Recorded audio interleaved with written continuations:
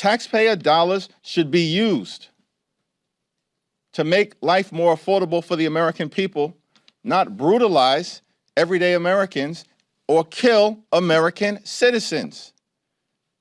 But that's exactly what's happening right now in the United States of America, which is why dramatic change is needed with the Department of Homeland Security.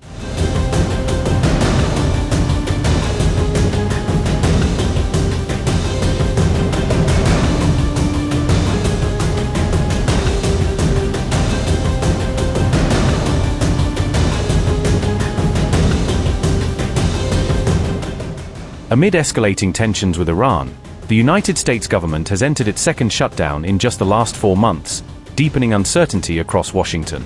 The political deadlock has raised concerns about national stability at a critical time for U.S. foreign and domestic policy. Multiple federal agencies have once again found themselves without funding as Democratic lawmakers hold out for sweeping reforms.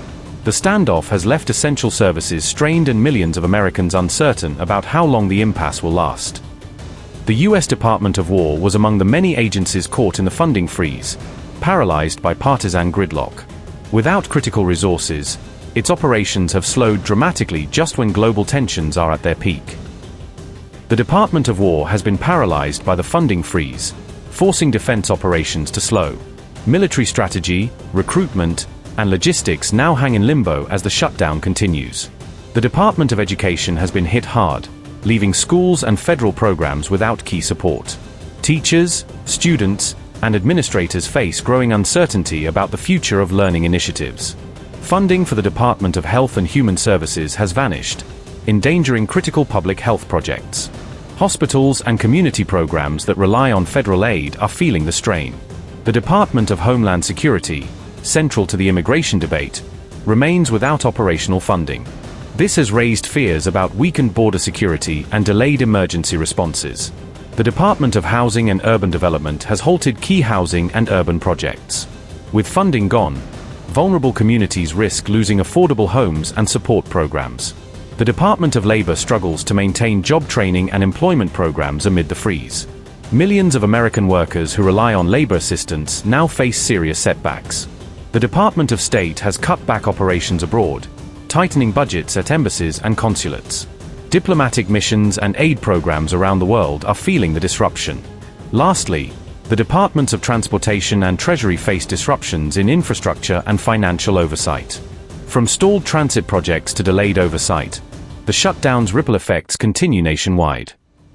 A crucial funding package worth $1.2 billion has hit a major snag following a string of deadly immigration-related incidents.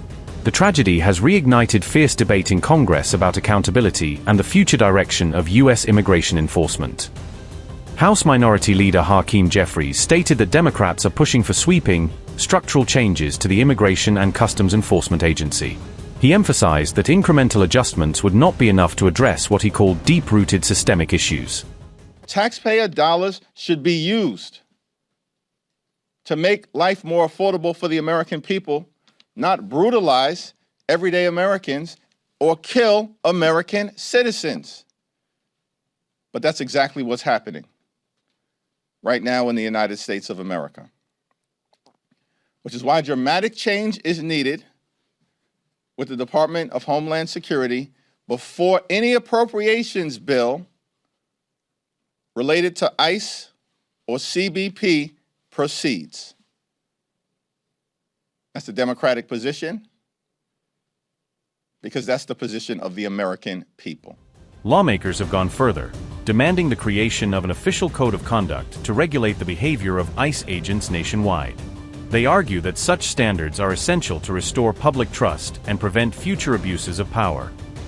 Democrats have also warned that unless these major reforms are enacted, they will seek to block the funding bill for the Department of Homeland Security altogether. The move has added new pressure on the White House to find a workable compromise.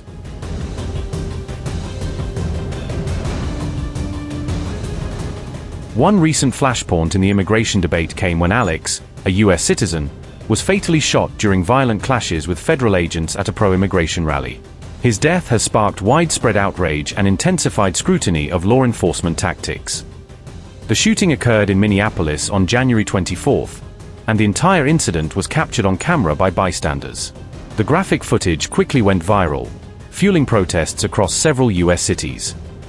Alex became the second American citizen to be killed by federal agents in Minneapolis within the same month. The growing list of casualties has raised urgent questions about the conduct and accountability of federal law enforcement. On January 7th, Renee Nicole Good was also shot and killed by ICE agents during an operation in Minneapolis. Her death set off a wave of anger that has only deepened following Alex's killing. In the wake of these incidents, tens of thousands of people flooded the streets of Minneapolis to voice their outrage and demand justice. The demonstrations have since evolved into one of the largest protest movements of the year. The Trump administration, however, defended the agents' actions, claiming that Alex had assaulted Border Patrol officers, forcing them to fire in self-defense. Officials have maintained that the use of force was justified under the circumstances. U.S. Secretary of Homeland Security Kristi Noem went even further, labeling Alex a domestic terrorist. Her statement drew fierce backlash from civil rights groups who called the remarks inflammatory and disrespectful to the deceased.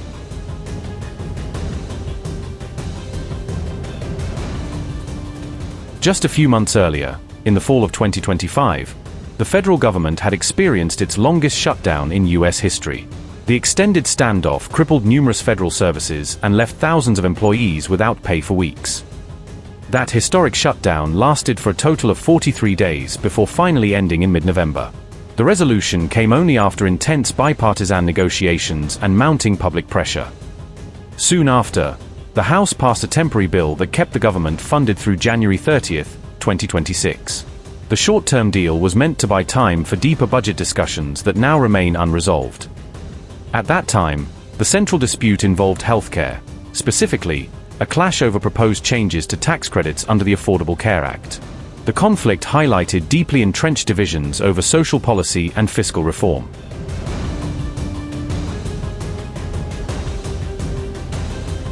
Now, multiple sources have told DropSite News that President Trump is seriously weighing the option of authorizing a military strike on Iran. Senior officials suggest that Washington's patience with Tehran may finally be running out. The ally was informed that the planned strikes could begin as early as the 1st of February, marking the possibility of immediate action if final approval for the attack is granted. Sources cited by DropSite News said, and I quote, "This isn't about the nukes or the missile program. This is about regime change.